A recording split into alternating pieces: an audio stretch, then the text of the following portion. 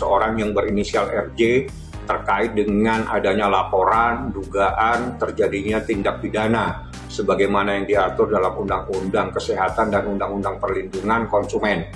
Saat ini proses hukumnya ditangani oleh Direktorat Reserse Kriminal Khusus. Silakan ditanyakan di sana. RJ sebagai terlapor. Apakah besok hadir tidak hadir saya tidak tahu, tapi yang saya harapkan semua harus patuh kepada hukum dan tidak ada yang kebal hukum. Saya minta semua juga hormati proses hukum. Kalau memang dipanggil hadir, jangan selalu melakukan penundaan-penundaan yang pada akhirnya akan tidak menghormati proses hukum itu sendiri. Itu yang saya harapkan. Saya mohon bantuan teman-teman, silakan tanyakan kepada Humas apakah besok itu akan hadir atau tidak seseorang yang berinisial RJ karena ada dugaan terkait adanya laporan yang melanggar Undang-Undang Kesehatan dan Undang-Undang Perlindungan Konsumen seperti itu.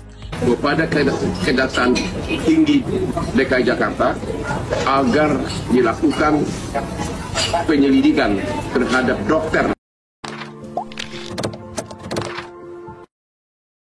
Di dalam suatu proses hukum, laporan polisi itu bisa dirubah saat proses penuntutan di kejaksaan, khususnya saat penyerahan berkas perkara, di mana berkas perkara kalau memang sudah dianggap P21, maka jaksa itu memiliki kewenangan untuk mengubah pasal yang memang disangkakan dalam dakwaan.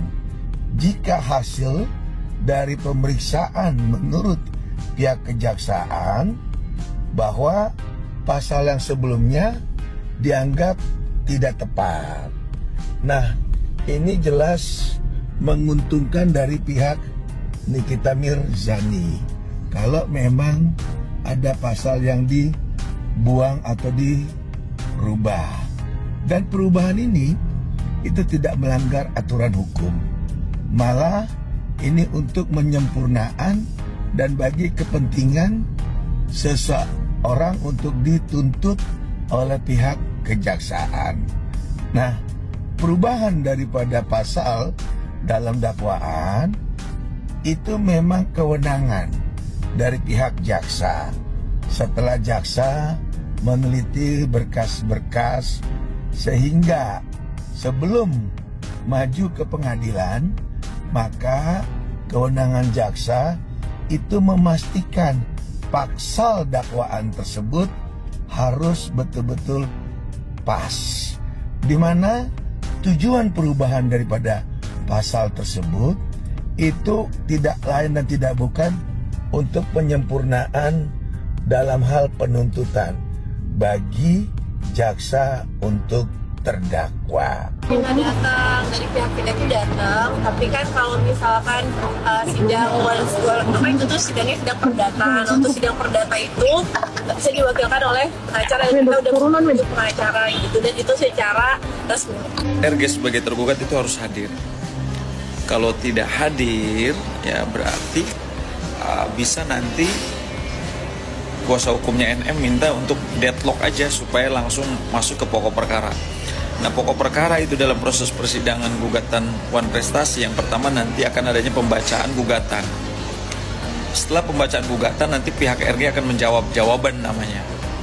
Kemudian minggu berikutnya adalah replik yang akan diajukan oleh pihak penggugat, dalam hal ini adalah kuasa hukumnya NM. Kemudian dibalas lagi dengan replik. Setelah replik dari tergugat maka masuk ke pembuktian.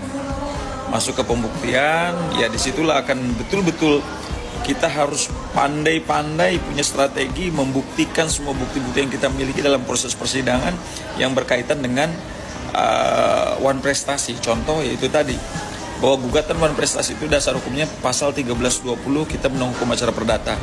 Unsur-unsur dalam 1320, unsur-unsur dalam perjanjian yang pertama adalah adanya para pihak NM dan RG, kemudian adanya cakap secara hukum, kecakapan secara hukum. Kalau kecakapan secara hukum, mereka ini bukan anak-anak dewasa, jadi mereka sudah betul-betul melakukan perjanjian ini karena dari hati yang paling dalam, bukan karena adanya paksaan gitu. Nah itu yang ketiga adalah ada objeknya. Objek yang diperjanjikan apa? Tentang skincare. Skincare-nya kan jelas ada gitu. Memang mereka bisnisnya adalah skincare CRG gitu. Kemudian ada klausa yang halal.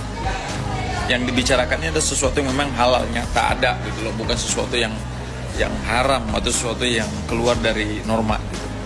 Nah, jika 4 unsur itu terpenuhi ya, maka itu sah perjanjian. Saya yakin selama NM bisa membuktikan atau kuasa hukumnya bisa membuktikan bahwa itu adalah perjanjian, maka saya aku yakin gugatan ini akan dimenangkan oleh NM gitu loh. Nah, ketika gugatan ini menang, putusannya menang, maka ini bisa menjadi payung hukum untuk kita juga bisa memperjuangkan Nikita Mirzani dalam proses pidana yang sekarang lagi dihadapi di kejaksaan oleh Nikita Mirzani atau lawyernya gitu. Ini bisa menjadi payung hukum berbargaining nanti gitu kan, bisa disampaikan kepada kejaksaan. Putusan pengadilan aja nih sudah inkrah misalkan, memang terbukti bahwa RG misalkan melakukan perbuatan wan prestasi. Nah, ini harus menjadi pertimbangan oleh kejaksaan.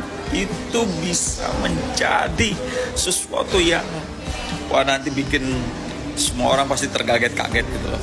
Karena Bang Fahmi ini juga dokter senior, lawyer senior, saya yakin lah beliau punya strategi yang jitu untuk membela hak-hak dan kepentingan hukumnya Nikita Mirzani. Oke?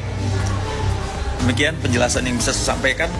Semoga bisa bermanfaat buat kalian. Saya sampaikan sekali lagi bahwa agenda gugatan wan prestasi ini besok adalah mediasi. Jika mediasinya juga gagal atau deadlock, maka masuk ke dalam pokok perkara. Pokok perkara itu yang pertama adalah pembacaan gugatan, yang kedua adalah jawaban, yang ketiga adalah replik, yang keempat adalah duplik, yang kelima kesimpulan, dan yang keenam adalah putusan. Oke, demikian. Thank you so much. Sukses, sehat semua. Kita tetap kawal, karena selain mahkamah, selain pengadilan menjadi pengawal atau panglima tertinggi, maka netizen adalah menjadi panglima tertinggi saat ini untuk mengawal semua kasus, termasuk kasus Nikita Mirzani. Apakah tergugat akan hadir? Dan apakah di sidang tersebut akan dimenangkan oleh Nikita Mirzani? Kita tunggu seperti apa. Karena di sidang wan prestasi, semua alat bukti yang dimiliki oleh tim kuasa hukum dari Nikita Mirzani akan diuji kebenarannya. Bila mana di bukti tersebut dinyatakan Niki dan tim lawyernya menang, maka semua status hukum diduga bakal berakhir. Setelah Nikita Mirzani dipindahkan ke rutan Pondok Bambu, pengacaranya Nikita Mirzani mengungkapkan akan adanya kejutan terbaru dalam persidangannya Nikita Mirzani. Nah, menurut kalian guys, kejutan seperti apakah yang akan ditampilkan oleh pengacaranya Nikita Mirzani? Ayo coba tebak. Nah, kemungkinannya pengacara Nikita Mirzani akan meminta penangguhan persidangan dalam kasus perkaranya Nikita Mirzani ini guna untuk mengatur strategi hukum yang lebih mantap. Nah, yang kedua, kemungkinan pengacaranya Nikita Mirzani akan menampilkan bukti-bukti terbaru untuk meringankan masa hukumannya Nikita Mirzani. Nah, intinya di sini Nikita Mirzani tidak akan pernah bebas guys. Setidaknya Nikita Mirzani mendapatkan keringanan masa hukumannya.